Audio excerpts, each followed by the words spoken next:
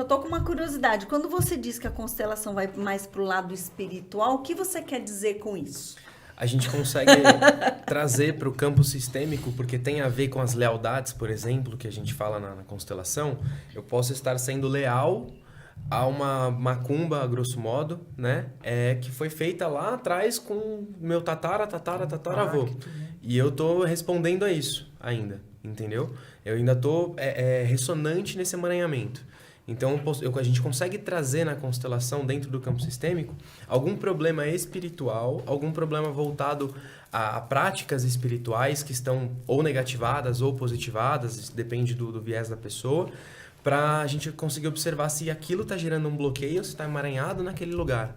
Né? Então, a gente consegue utilizar, por exemplo, a constelação, as práticas da constelação, como entender qual seria o melhor caminho de tratamento, por exemplo. Você coloca num campo um floral de Bach, uma aromaterapia, um tarô, e qual resposta que aquela pessoa, aquele representante vai ter com relação a uma técnica específica. Bert jamais falava sobre isso, jamais falou sobre isso. Mas a gente consegue colocar dentro desse campo sistêmico a visão espiritualista do negócio. Então, a gente não vai falar de religião, não vai falar de espírito, nada específico sobre isso. Quando você fala que você não vai falar sobre espírito, você inclui nessa visão espiritualista da constelação a reencarnação? Sim. Já peguei casos, já participei de constelações também, de uma mestra minha, que a pessoa estava emaranhada com ela mesmo, que era uma linha familiar. Então, era ela em outra vida, mas lá para cima, na 15ª geração, por exemplo. Não lembro agora exatamente, mas Sim. Existe a questão da reencarnação. Muita gente fala, por exemplo, que a gente reencarna na mesma família, em posições diferentes, para a gente conseguir concluir toda a questão desse ciclo, para que a gente tenha essa evolução espiritual de forma completa e passar para um outro nível, né?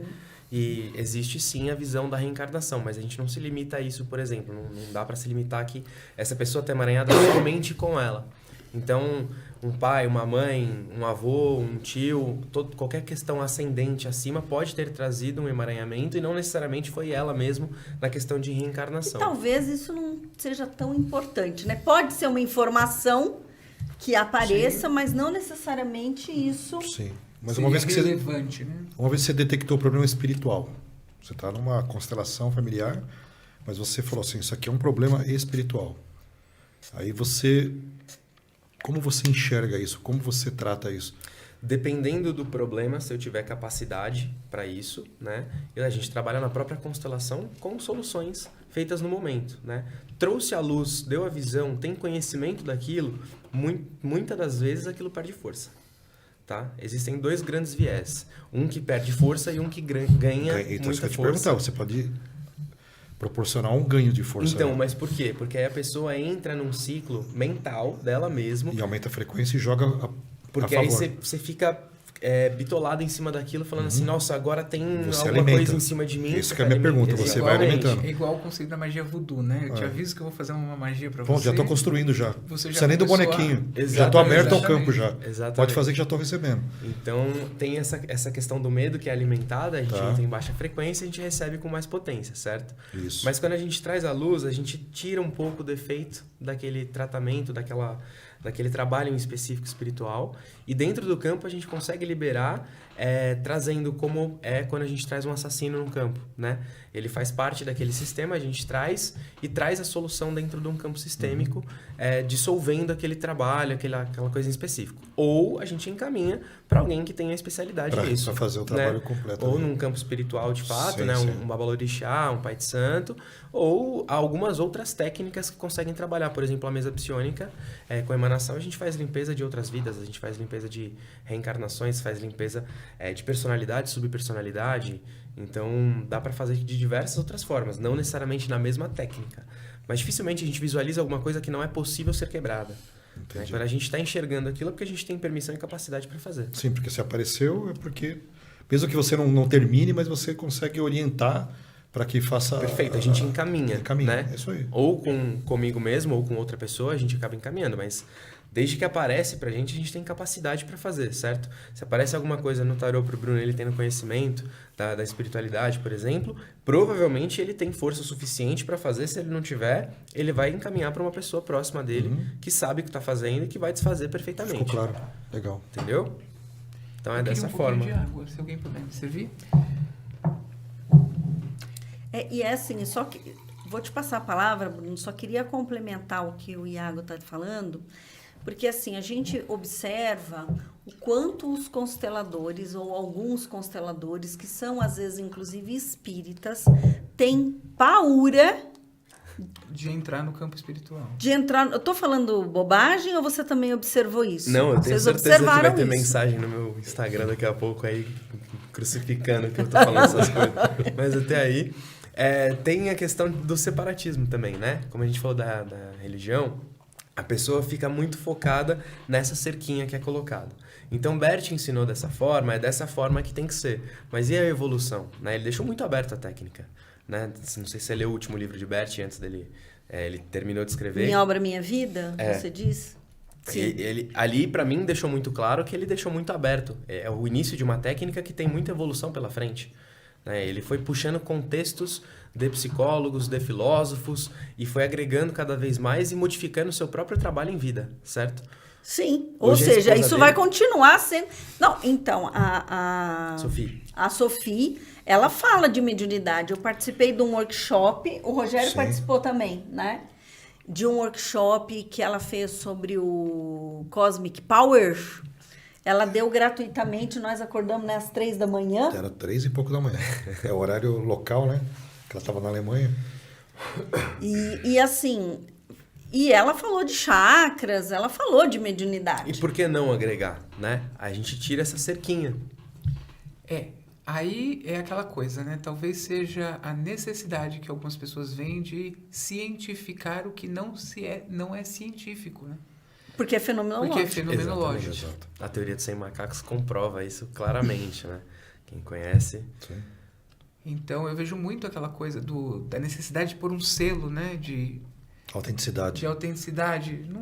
Ou até de uma certa exclusão, dizendo, não, isso daqui não é espiritismo. Não, isso não é mediunidade. Eu tenho uma visão, eu não gostaria de saber da mesa aqui, né, dos meus colegas. Eu entendo que mediunidade, médium, é um intermediário. É alguém que traz uma informação de uma dimensão que não é acessada por todos da mesma maneira. Ou codifica uma informação. Ou codifica uma informação. Se você está num campo de informação e você traz à luz aquela informação, você é ou não é médium? Todo mundo é médium. Todo mundo Bom. é. Então, mas eu estou dizendo assim, pelo uso da palavra, sim, nós estamos usando uma mediunidade, Com porque certeza. você está fazendo uma intermediação. Não quer dizer que exista um espírito desencarnado lá incorporando em ninguém. Muitas entendeu? vezes Exatamente. as mensagens são vindas do seu próprio anjo, o sagrado guardião, né? Ou do seu próprio eu superior. Seu médico interno, a gente fala. Exatamente. A sua própria Então, sim, a ciência, gente né? tem a gente é esse intermédio, na verdade, nós somos esse intermédio que puxa alguma informação de algum lugar, mas existem inúmeras formas de mediunidade. A incorporação é uma delas, né? E não tem que estar presente na maior parte dos lugares. Então, a gente tem a visão, a audiência, a intuição é uma forma de mediunidade. A abertura dos chakras, eles trazem mais informação pra gente. A abertura de registros akáshicos, não sei se vocês conhecem. Sim, sim. A técnica é perfeito, pra mim é maravilhoso, que a gente abre... Eu visualizo como se fossem vários arquivos. Então, a gente pega as pastinhas, lê alguma coisa, absorve essa energia, transfere pro físico. E é interessante, eu tive uma experiência numa sessão de crânio sacral, que é um outro universo. Que você tem que me fazer uma sessão de crânio Vamos sacral. fazer, vamos marcar.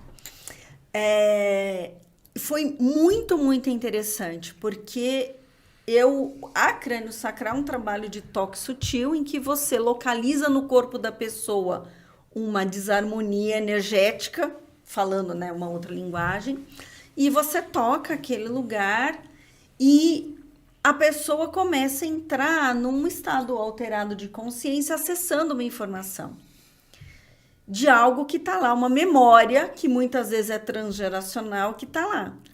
E aí foi tão interessante. Sabe aquelas letrinhas verdes de Matrix? Do filme Matrix?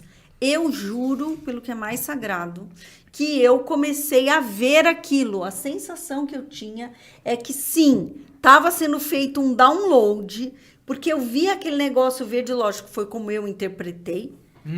Aquilo foi descendo e eu me vi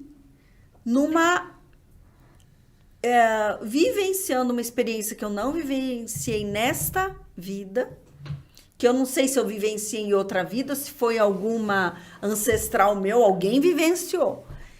E, assim, uma situação muito dolorosa, que terminou numa morte.